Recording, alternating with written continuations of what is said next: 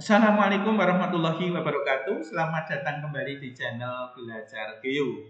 Lanjutan materi geografi kelas 12 tentang dinamika kerjasama antar negara.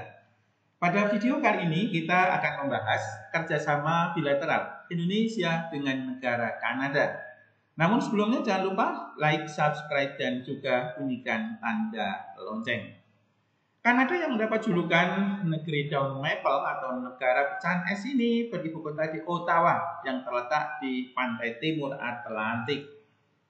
Kepala negaranya adalah Raja Inggris, Raja Charles yang diwakili oleh Gubernur Jenderal, kepala pemerintahnya, Perdana Menteri. Saat ini yang berkuasa Justin Trudeau, keturunan Prancis tentunya, dengan mata uangnya adalah dolar Kanada. Saat ini 1 dolar Kanada berada pada level 11.284 rupiah. Hari nasionalnya 1 Juli dan lagu kebangsaannya adalah O Kanada. Zona waktu negara Kanada terbagi menjadi 6 zona waktu, dimulai dari waktu Atlantik itu GMT min 3. Dilanjutkan Newfoundland Time itu GMT min 4, waktu timur itu GMT min 5, waktu tengah atau pusat itu GMT min 6, waktu barat atau pegunungan GMT min 7, dan waktu Pasifik GMT min 8. Negara ini menjalin hubungan diplomatik dengan Indonesia sudah dimulai sejak 1952. Kanada memiliki luas 9,9 juta kilometer persegi, menempatkan negara ini terluas kedua di dunia setelah Rusia. Letak geografis dari negara Kanada terletak di Amerika Utara dengan batas-batasnya adalah sebagai berikut.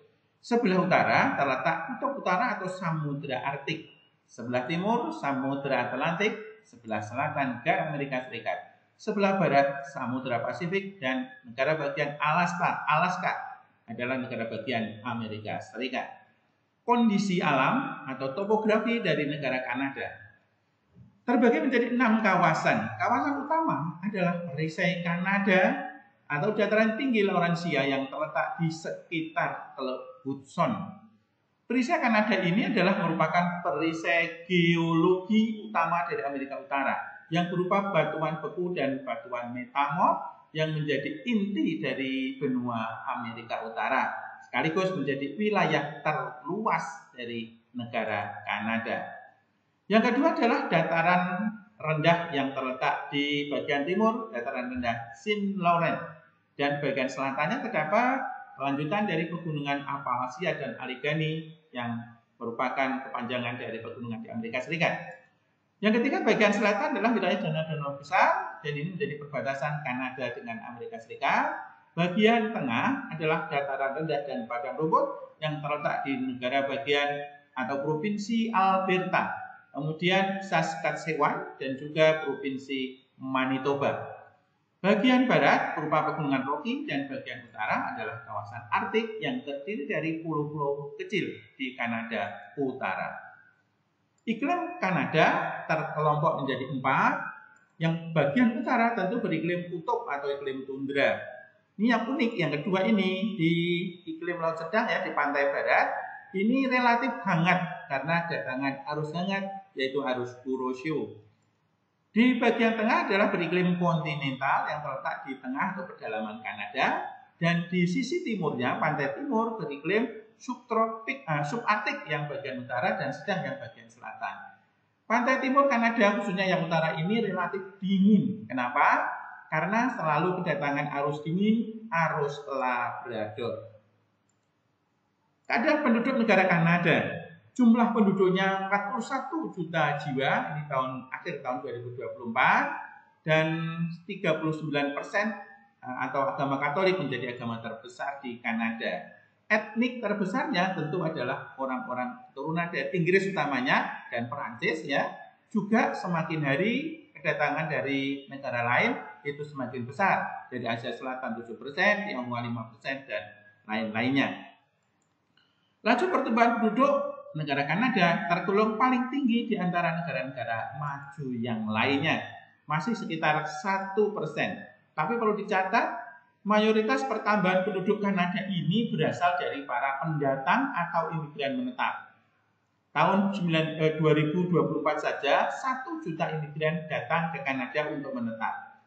Bahkan hingga tahun 2024 total 8,5 juta jiwa imigran datang menetap untuk kehidupan di negara Kanada, adalah rekor terbesar di seluruh dunia. Mayoritas tinggal di kota dengan IPM Kanada termasuk sangat tinggi, menduduki peringkat 15 di dunia. Kondisi ekonomi negara Kanada, PDB negara ini 2,1 triliun dan menempati peringkat ke-10. Sehingga ini lebih unggul dari Indonesia. Sekalipun Kanada jumlah penduduknya hanya 41 juta, kita berada di peringkat 16, sementara Kanada di peringkat 10. Bahkan per kapitanya juga tinggi ya, nomor 14 di dunia, 57.000 US dollar. PDB tersebut 70% dari sektor jasa. Kemudian juga dari industri, manufaktur, pertambangan itu 28%, dan dari sektor agraris hanya tinggal 2%. Perlu kalian ketahui, Kanada dulunya mendapat julukan sebagai negara agraris. Tapi kemajuan di sektor industri pasti akan mencatatkan Kanada juga bisa disebut sebagai negara industri. Karena itu dua-duanya bisa dikatakan sebagai negara industri sekaligus negara agraris. Sebagai negara agraris, Kanada adalah produsen beberapa produk nomor 1 di dunia. Antara ini adalah rapeseed, ini nomor 1 di dunia, kacang polong nomor 1 di dunia, kemudian kacang lentil juga nomor 1 di dunia, gandum nomor 5, kedelai nomor 7, dan lain sebagainya. Kota-kota besar di Kanada, yang pertama adalah kota Toronto, ya, atau New York-nya Kanada. Ini adalah pusat bisnis, ekonomi, dan sebagai kota terbesar di Kanada. Yang kedua adalah kota Montreal, ya, kota di arah timur laut dari kota Toronto terdapat kota Montreal. Ini adalah kota sejarah dan kota budaya, tapi kulturnya didominasi oleh budaya Perancis. Yang ketiga adalah kota Vancouver, adalah kota terbesar di pantai Pasifik yang dijuluki sebagai Hollywood kedua atau Hollywood North karena menjadi pusat perfilman negara Kanada. Kota terbesar keempat adalah kota Calgary. Kota ini mendapat julukan sebagai kota sapi atau Cotown dan juga sebagai kota batu pasir. Yang kelima ada kota Edmonton yang berpopulasi 1,5 juta jiwa.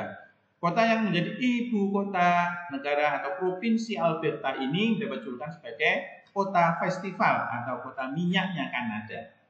Yang terakhir tentu ibu kota negara Kanada adalah Ottawa. Sekalipun bukan yang terbesar, kota ini juga dirasa nyaman menjadi pusat pemerintahan karena sepinya, tenangnya. Dipilih menjadi ibu kota negara oleh Ratu Victoria tahun 1857 dan pernah mendapat julukan sebagai kota koma dan kota yang melupakan kesenangan.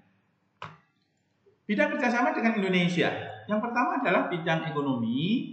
Walaupun Kanada letaknya sangat jauh dari Indonesia, tapi perlu diketahui ekspor impor dengan Indonesia tergolong besar. Dalam 1 tahun transaksinya adalah 56 triliun. Sayangnya sejak COVID ini Indonesia mengalami defisit. Padahal sebelum COVID kita biasanya adalah surplus. Ekspor Indonesia ke Kanada antara adalah ada karet, kemudian aparel atau konveksi, kemudian ada nikel dan lain-lain. Sementara impor Indonesia tentu sereal sebagai produk andalan dari Kanada, kemudian ada pupuk, ya, pupuk elektronik, aluminium, biji besi dan lain sebagainya. Dan bagi Indonesia, Kanada adalah investor terbesar ke-20. Dan bagi Kanada, Indonesia adalah investasi terbesar kedua di ASEAN setelah Singapura. Di bidang politik, dilakukan penandatanganan deklarasi bersama tentang peningkatan konsultasi bilateral. Pada tingkat legislatif, ada forum kerjasama internasional, mulai pada forum APEC, ASEAN, G20, dan lain-lain. Kemudian pada bidang pendidikan, Indonesia memberikan beasiswa namanya Dharma Siswa ke mahasiswa Kanada. Sebaliknya, Kanada juga demikian.